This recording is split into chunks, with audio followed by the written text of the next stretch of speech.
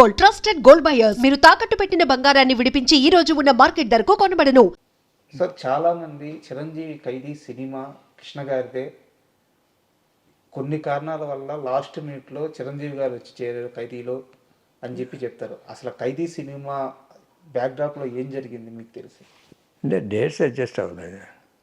కృష్ణ గారు ముందు వాళ్ళు కృష్ణ గారిని అప్రోచ్ అయ్యారు, డేట్స్ అడ్జస్ట్ కాలే, వేరే కమిట్మెంట్స్ తోటి. అప్పుడు కోదండరాం రెడ్డి ఖైదీ తీసుకొని తర్వాత చేద్దాంలే అని తర్వాత చేశారు. మామూలుగా అయితే ఖైదీలో కృష్ణ గారే చేయాలి, కానీ ఖైదీ సినిమాతో చిరంజీవి కెరీర్ ఎక్కడికో వెళ్ళిపోయింది కదా. అది ఉంది, అది ఒకే పార్ట్.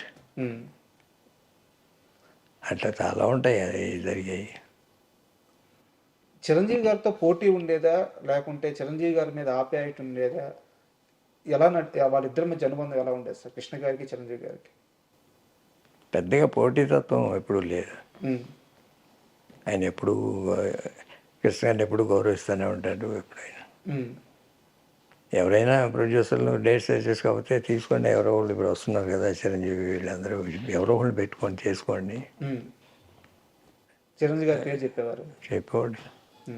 అంటే చాలామంది ఏమంటారంటే ఈ స్టారు పోటీల్లో కృష్ణ గారు బ్రిడ్జ్ లాంటి వారు. ఎందుకంటే ఎన్టీఆర్ని ఆరాధించారు, ఎన్టీఆర్తోనే పోటీ పడ్డారు.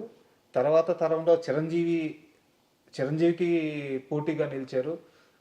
కొన్ని సంవత్సరాల పాటు చిరంజీవి కంటే టాప్లో ఉన్నారు. ఇలా అందరితో కాంపిటేట్ అయ్యి అందరితో పోటీలో నిలబడి ఒక బిజ్జిలాగా నిలబడిన వ్యక్తి కృష్ణ గారు అని చెప్తారనమాట. అందుకని ఈ ప్రశ్న అడిగాను.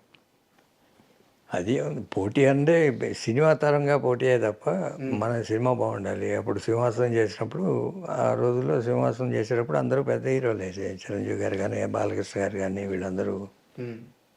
బట్ అయినా దానికి అబోవ్ వచ్చేసింది కదా సింహాసనం ఓపెనింగ్ అనేది, ఇప్పటికీ చెప్పుకుంటూ ఉంటారు. ఎందుకంటే ఆ డేస్లో అది హైయెస్ట్. సింహాసనం సినిమా గురించి ఒక చిన్న వీడియో చేశాను సార్ నేను. అంటే ఒక జర్నలిస్ట్ని తీసుకొచ్చి సింహాసనం స్పెషల్ అని చెప్పి ఒక చిన్న వీడియో చేస్తే, ఆ వీడియో 1,00,000 వ్యూస్ వెళ్ళింది యూట్యూబ్లో. వెళ్ళిన తర్వాత కింద కామెంట్స్ చూస్తే సింహాసనం సినిమాకి ఎంత ఫ్యాన్ ఫాలోయింగ్ ఉందంటే, అది అప్పటి బాహుబలి అని చెప్పి ఎంతమంది కామెంట్లు చేస్తున్నారు. మా తరం చూసిన బాహుబలి ఈ సినిమా అని చెప్పేసి.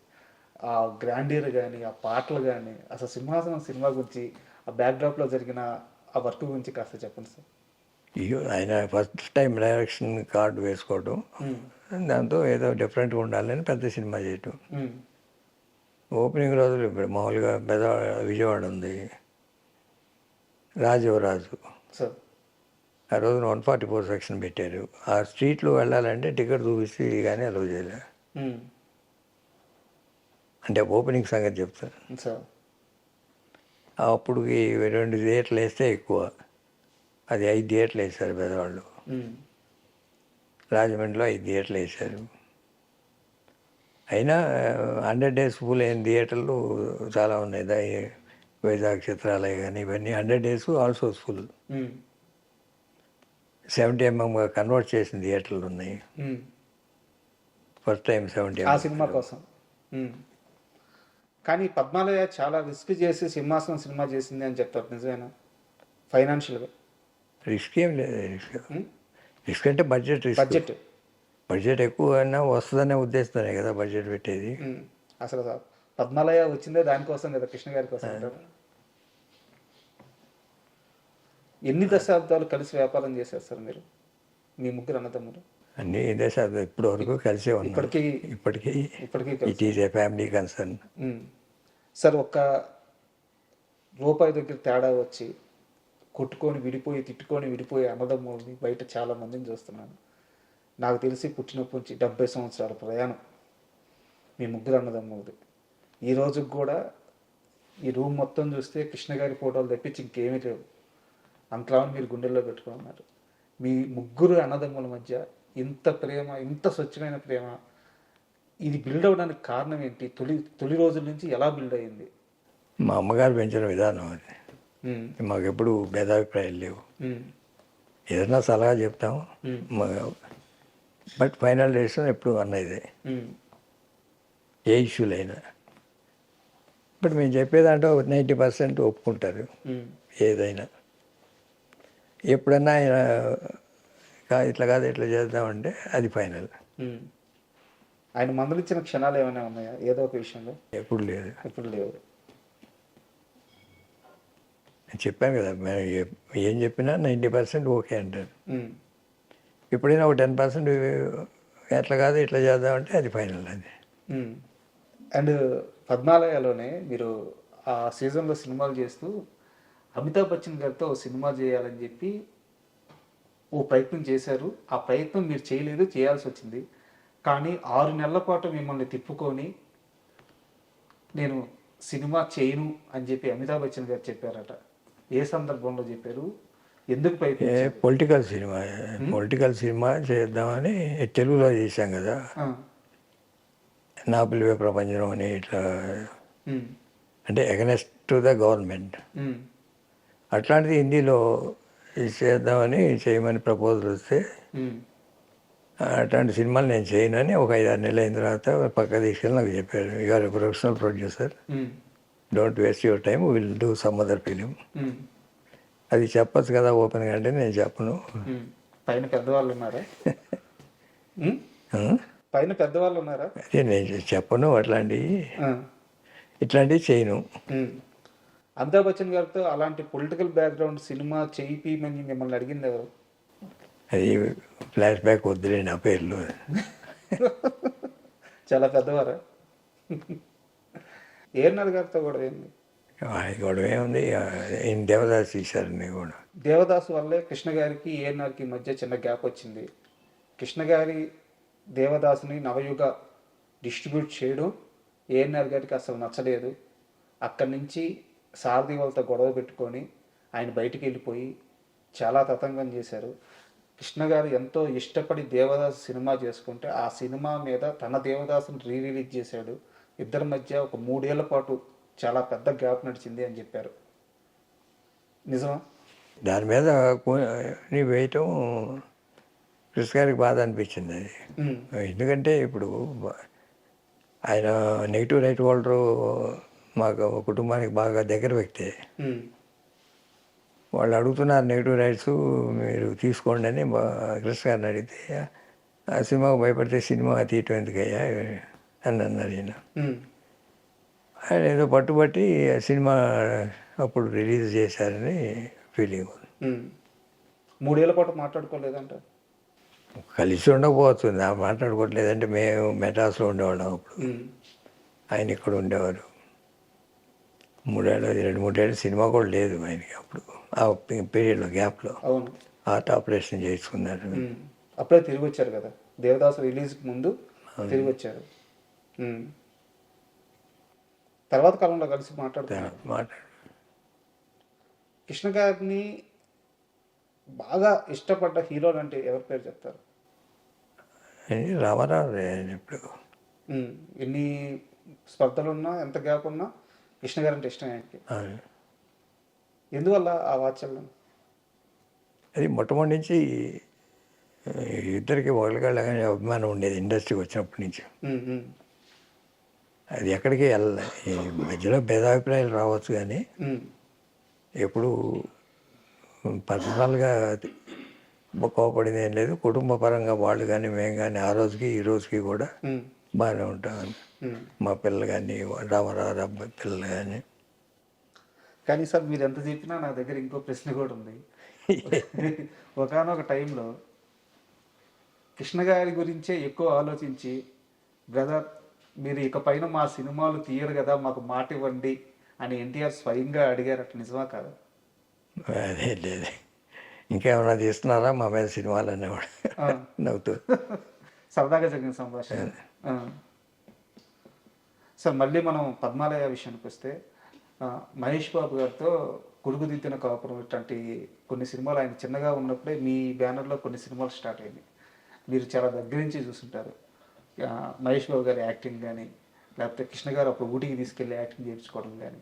అసలు కృష్ణ గారి మైండ్ సెట్ ఎలా ఉండేది మహేష్ బాబు గారి విషయంలో? ఎంత పెద్ద హీరో అవుతారని ఆయన నమ్మారు? ముందు నుంచే ఎందుకు సినిమాలు చేయించారు? అంటే ముందు నుంచి రమేష్ బాబు చైల్డ్ ఆర్టిస్ట్గా చేసినట్టు మహేష్ బాబుని కూడా చైల్డ్ ఆర్టిస్ట్గా చేశారు.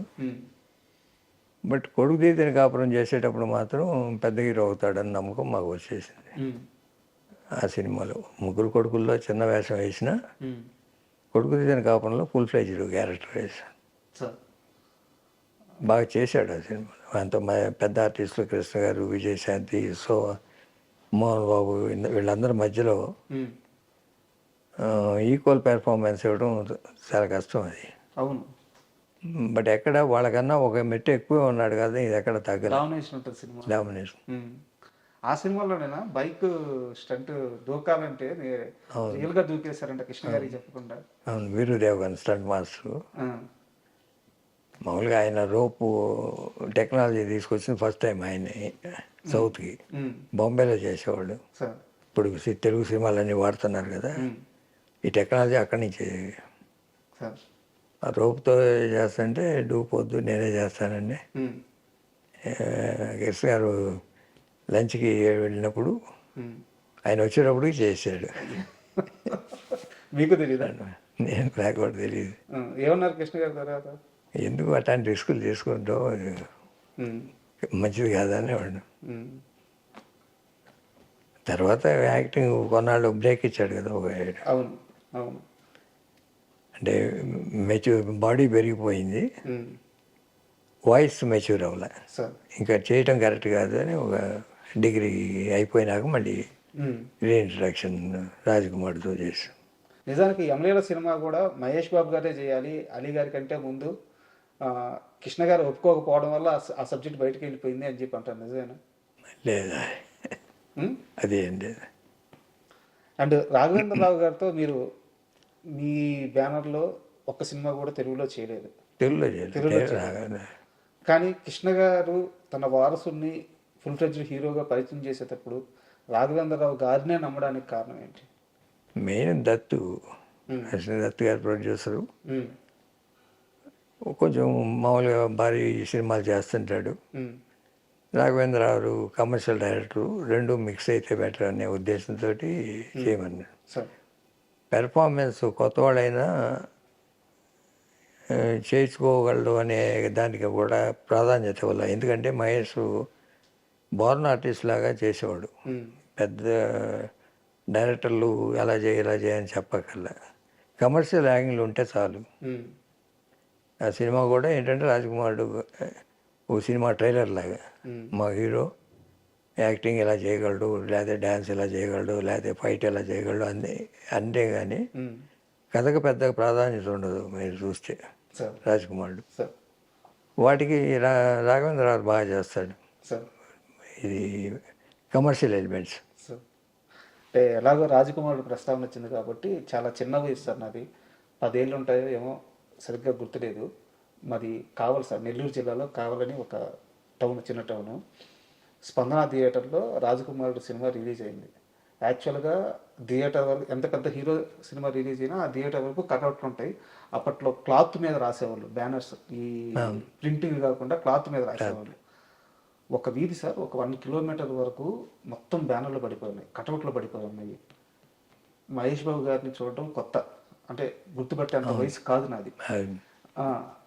అప్పుడు వెళ్తా మా అన్నగారిని అడిగాను, ఎవరైనా ఏంది ఇప్పటిదాకా ఏ హీరోకి లేదు అంటే, కృష్ణ గారి కొడుకురా, కృష్ణ గారి ఫ్యాన్స్ అంటే ఇలాగే ఉంటారు. ఏ హీరోకి తెలుగులో ఇలాంటి ఒక లాంచింగ్, ఇలాంటి ఒక రిసీవ్నెస్, ఇలాంటి ఒక ఓపెనింగ్ ఏ హీరోకి ఇప్పటిదాకా లేదు, ఇది కృష్ణ గారి ఫ్యాన్స్ అంటే అని చెప్పారు. ఎలా యాక్సెప్ట్ చేశారు కృష్ణ గారి ఫ్యాన్స్ మహేష్ బాబు తొలి సినిమాతో? ఏ రేంజ్లో యాక్సెప్ట్ చేశారు? బాగా చేశారు. దాంట్లో డౌట్ లేదు మాకు. మహేష్ స్టార్ అవటంలో కానీ అది కొడుకు తీతని కాపురంతోనే అయిపోయాడు. దానికి యాడ్ అవుతుంది ఇవన్నీ.